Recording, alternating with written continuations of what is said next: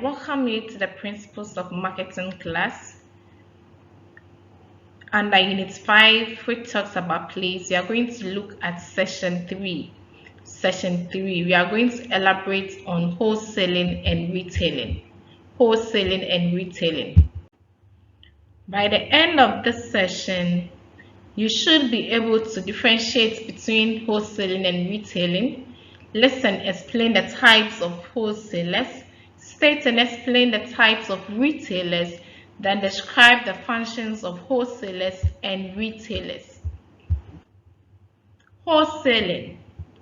Wholesaling, which encompasses the buying and or handling of goods and services and their subsequent resale to organizational users, retailers and or other wholesalers, but not the sale of significant volume to final consumers. This is according to Evans and Berman in the year 1995, that they don't have the motive of selling to final consumers.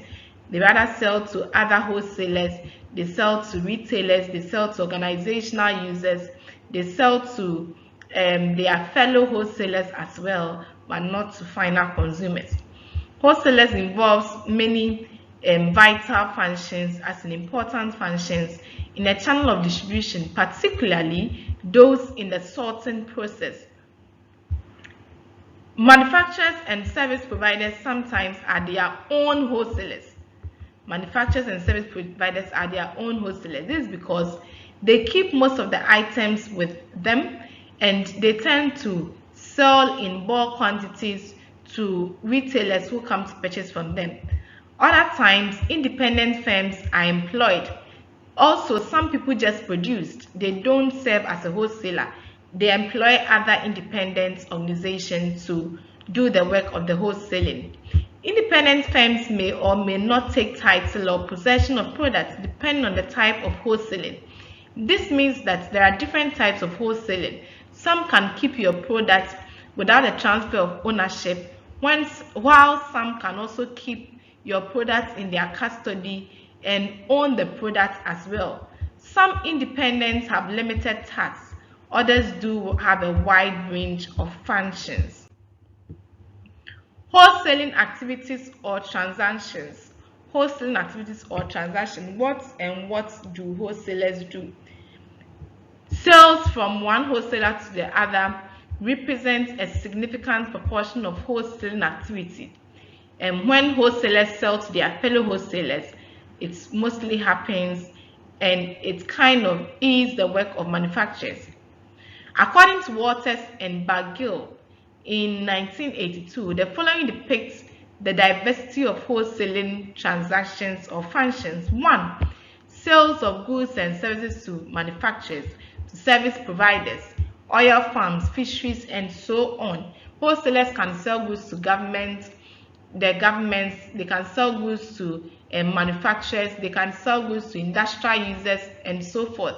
Sale of offices or laboratory equipment. Some wholesalers are also into this. Sale of building materials and services to contractors. Some wholesalers too are also into the sale of building materials and things which is used for construction. All purchases of farm products for sale to other than individual consumers. Some also purchase from farmers and later sell to other retailers who can sell it out to final consumers.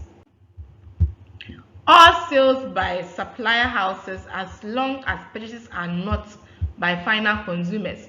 And reseller functions include all sales which is being done by supplier forces, just that it is not sold out to final consumers. They sell to grocery stores, they sell to restaurants, hotels, and whatsoever. They do sales by suppliers to wholesalers and wholesalers to other wholesalers. So they do sell the product to some suppliers, they do sell the product to some other wholesalers. Functions of the wholesaler. Functions of the wholesaler. We are done with the activities. The functions. 1. Provision of storage facilities. Every wholesaler has a very large storage facility that helps him or her to import goods from manufacturer. some of the wholesalers keep products from outside the market. Some also keep product that has been locally made. They ensure that these goods do not deteriorate or they are not stolen in the time gap before they are bought by the retailers. So wholesalers do well to keep the products under strict monitoring and under a good safe environment. Another function is that they provide transport services. The wholesalers move the product or deliver products through delivery trucks from the point of production to suitable depots in market areas, and possibly from depot to retailing shops or retailer shops. Some even do well to break bulk by buying in bulk quantities and distributing it in bits. Another function is the risk-bearing function. Wholesalers remove from the manufacturers the burden of marketing their goods by taking bulk suppliers from them and settling promptly with cash. Sometimes the producer will produce and there will be so much product in his custody. The wholesalers try to reduce the risk that the producer incurs by keeping a lot of goods and with him or her. The wholesalers try to purchase the product in larger quantity, and with this we say that he or she decreases the risk of the manufacturer. The wholesaler also do well with the display of goods. They display goods that at the end of the day retailers come round to purchase them. They provide advice to retail trade customers. Wholesalers give advice to retailers, for example, about how they can make profits, the profit margin they can set, how they can keep the products, how they can keep up-to-date products so that their products do not run outdated in the market. Wholesalers also run credit facilities. Sometimes they give the products out to retailers and they allow them to sell. After they are done, then they take their money. Retailers often rely on wholesalers' credit as they have to stock up before they can get money from selling the product. With this revenue, the retailer can then pay for the stock supplied by the wholesaler, who provides financing assistance to the producers by purchasing goods in advance of sale and through prompt payment of bills. Wholesalers act as liaison between retailers and producers. They act as a middleman between the retailer and the producer, and they convey messages from the retailers to the producer. They serve as key marketing research inputs for producers through regular contact with retail and industrial buyers. Another function is that they provide variety of goods. Most wholesalers carry large stocks of different types of products. They purchase from different producers or different manufacturers, even though they may specialize in a particular line of business. And again, one function is that they reduce costs. They often lower costs when intermediaries are used, since the sales force of the wholesaler can represent many manufacturers to a single customer. Reduced market contact can lead to lowered marketing costs. Since they can purchase from different manufacturers, they get to a convenient place or the doorstep of the retailer with different types of products. If not for the wholesaler, the retailer would have traveled to different wholesalers or manufacturers shops to get these items. But because wholesalers go around to purchase from different people and present these items to the retailer, it reduces costs. Types of wholesalers.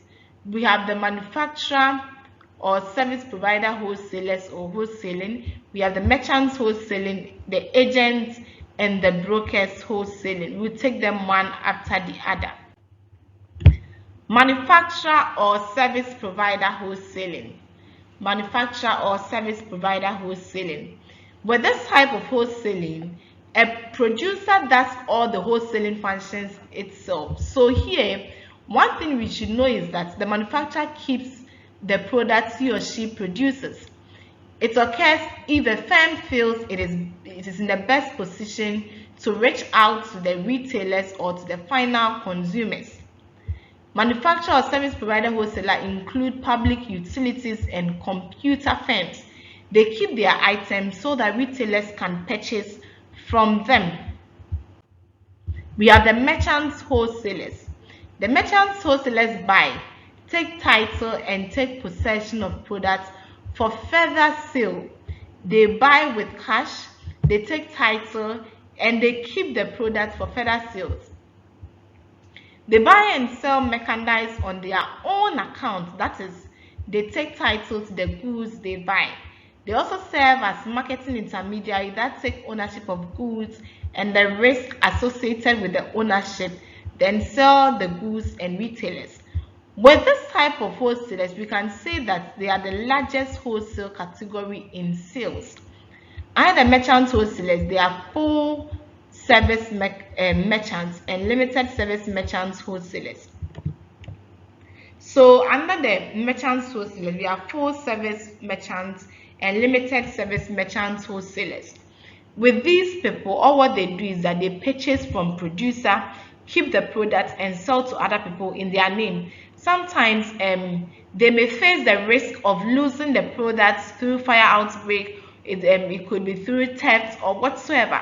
But since transfer of ownership has been done, the producer has done everything possible to make sure that the goods is not in the possession of the producer. Therefore, anything that comes up, the wholesaler faces.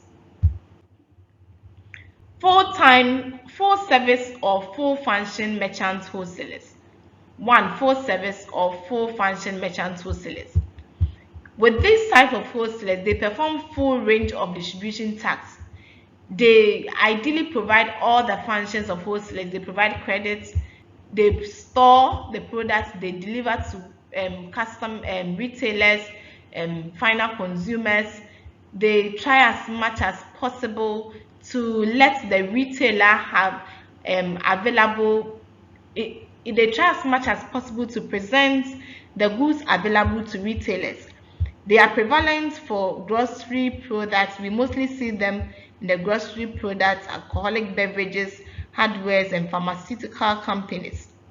They are also found in convenience places like Accra and whatsoever, thus allowing their customers to make purchases on short notice. Examples of full service merchants wholesalers include general merchandise, franchise, and cooperative firms. General merchandise are also full-time wholesalers who maintain a wide product assortment, nearly all the items needed by their customers. For example, some general merchandise hardware, drug sellers like medicine sellers, and clothing wholesalers,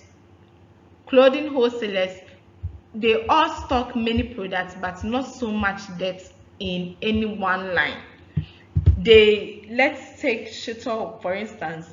Even though they will buy from me, but they will not purchase a single product, so much of a single product line from me alone. They'll purchase from other people so that they can present assorted products to retailers. We have the franchise wholesaling, whereby there's an independent retailer affiliate with an existing wholesaler to use a standardized storefront design, business format, name, purchase system, and whatsoever. With these type of wholesalers, they make sure that those under them work strictly according to their guidelines, so that at the end of the day, anyone who purchases from the retailers under them would all know that they are purchasing from the mother firm, and at the end of the day, the retailer firm pays a fee which is known as royalty to them. We have wholesale cooperatives. These are owned by member firms to economize functions and provide broad support. Producer-owned cooperatives are popular in farming. They market, transport, and process farm products, as well as make distribution farm supplies. These cooperatives often sell to stores under their own names, with retail-owned cooperatives, independent retailers form associations that purchases, lease, or build wholesale facilities. The cooperatives take title to merchandise, handle cooperative advertising, and negotiate with suppliers. Limited service. We have the limited function merchant wholesalers. With them, they do not perform all the functions of the full service merchant wholesalers. For instance, they may not provide credit. They may not provide merchandise assistance or marketing research. They only provide parts of the functions of the wholesalers. Limited service merchant wholesalers can be divided into one. We have cash and carry, drop shipper, truck or wagon, or mail order types. We will take them one after the other. In cash and carry wholesaling,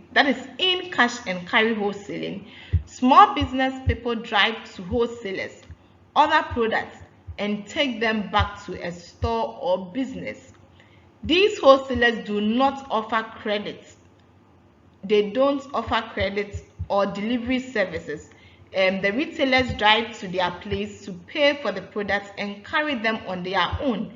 They are good for fill-in items and comes with low prices. Also, they allow immediate product use. Cash and carry wholesalers perform most wholesaling activities except financing and delivery. Truck or wagon wholesalers. They generally have a regular sales route. Thus, they offer items from a truck or wagon and deliver goods whilst they are on sales. Their items are being kept on truck or wagon and they deliver goods while they are on sale. They do provide merchandising and promotion support. However, they are considered limited service because they usually don't extend credit and offer little research and planning help. Operation costs are high due to the services performed and low average sales because they try to deliver goods to customers. These wholesalers often deal with goods requiring special handling or with perishables such as bakery products, meat, potato chips, and others. Mail order wholesalers. They use catalogs instead of a personal sales force to promote products and communicate with customers through that. With these people, they may provide credit but do not generally give merchandising and promotion support. They store and deliver goods and offer some research and planning assistance. These wholesalers are found with jewelry, cosmetics, and etc. We have agents and brokers. They perform various wholesale tasks but do not take title to products. Unlike merchant wholesalers, which make profits on the sale of product they own, they receive commissions. So agents and brokers receive commissions or fees as payment for their service. That is when they bring buyers and sellers together. The main difference between agents and brokers is that agents are more suitable to be used on a permanent basis, whilst brokers are used on a temporary basis.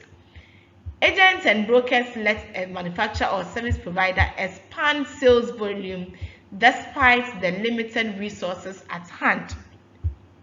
Their selling costs are predetermined percent of sales and they have trained salespeople. They are manufacturers or service providers, agents, selling agents, and commission or factor merchants. So with these people, to them they don't make profits, but they make some kind of commission based on what they sell out.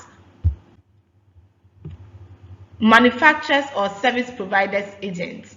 They work for several manufacturers or service providers and carry non-competitive complementary products in exclusive territories.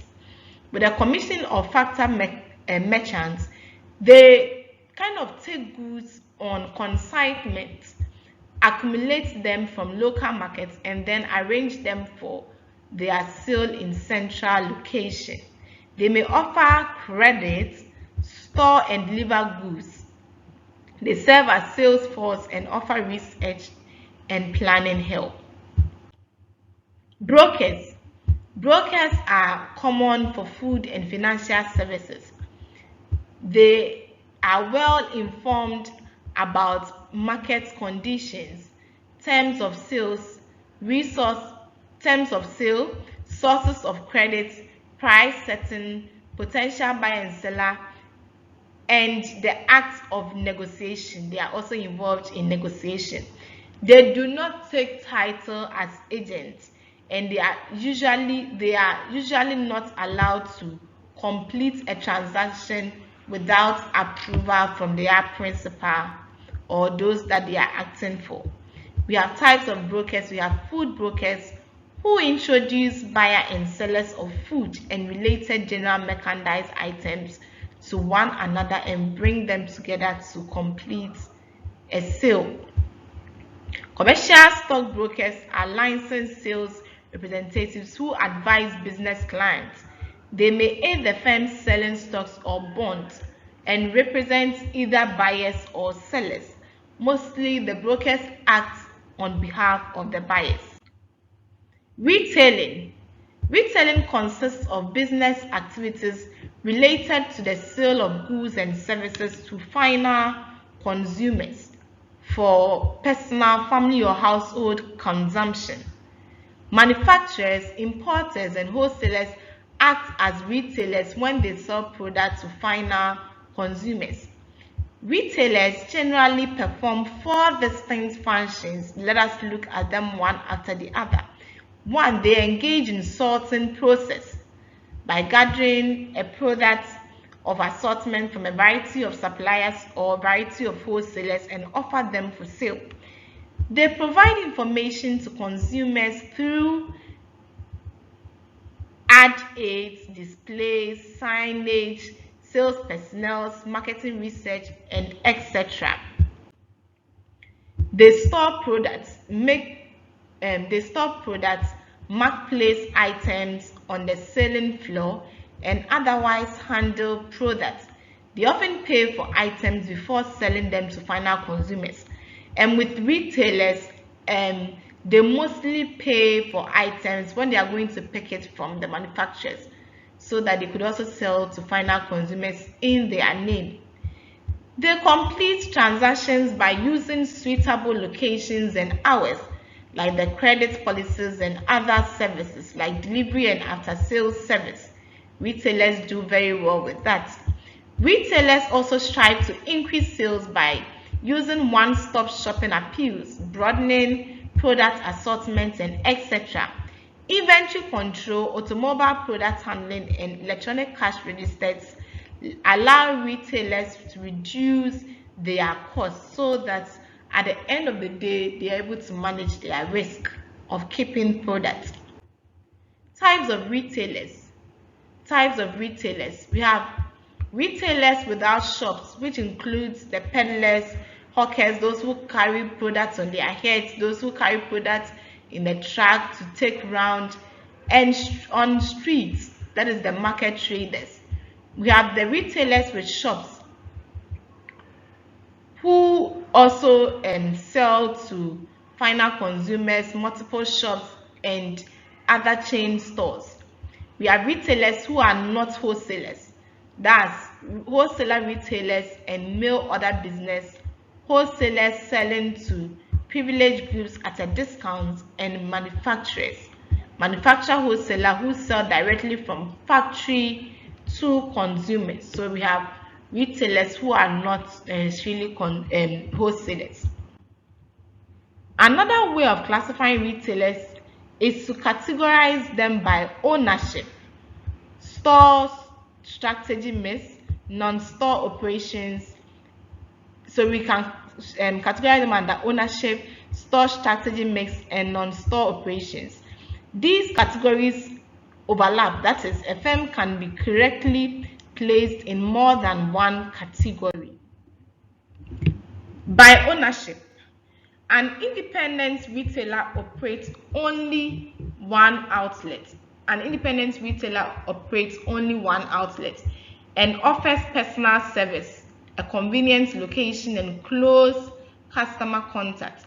So with this independent retailer, they mostly have good relationship with customers. They check up on them, they ask them about the feedback on the product, and etc. A retail chain involves common ownership of multiple outlets. So under the ownership, we have an independent retailer. We also have a retail chain who kind of involves himself in common ownership of different retail outlets. It usually has central purchasing and decision making. So with these people, they have top management who make decisions for them. Retail franchising is also a contractual arrangement between a franchisor and a retail franchisee, which allows the latter, as in the retail franchisee, to run a certain form of business under an established name and according to specific rules and regulations. A leased department is a section of retail store rented to an outside party. So it's a shop by a retailer which is given out to an outside party. The lessee operates the department under the rules of the store and pays a percentage of sales as rent. A cooperative retailer may be operated by retailers or consumers. In a retail cooperative, independent retailers share purchases, storage, and shipping facilities, which could also be advertising, planning, and other tasks. In a consumer cooperative, a retailer firm is owned by consumer members who invest, receive part of the investment, that is, receive shares, elect officers, oversee operations, and share profits on savings. Their main motive is to offer reduced prices to their members. And one benefit of the cooperative include profit sharing, and one disadvantage is that it is administered by part-time official and not full-time official members. Other classification of retailers, we have by store strategy mix. A typical retail store strategy mix consists of an integrated combination of location, assortment, service, advertising, prices, and other factors which retailers do employ. Some store strategy mix vary widely, as the following indicates. So we have a convenience market, which emphasizes on a wide range of food and related products. We have a superstore, which kind of have diverse products, and mostly we deem it as, or we call it as, supermarkets. We have a combination store unit that looks at food or groceries and general merchandise sale in one facility. We have what we call a specialty or multiple stores, which concentrates on the sale of one product line, such as high fidelity equipment or hair care services. A variety store sells a wide assortment of inexpensive and popularly priced merchandise. It features stationery, gift items, some accessories for women, toiletries, and so on. Other classification of retailers, we have the by non-store operation. We have a vending machine which uses coin or card operated machinery to dispense goods. We used to have this Coke machine whereby when you put your money inside, a Coca-Cola pops up for you to take it out. I don't see it nowadays. I don't know whether it's still there, but I know in the foreign countries we can find that.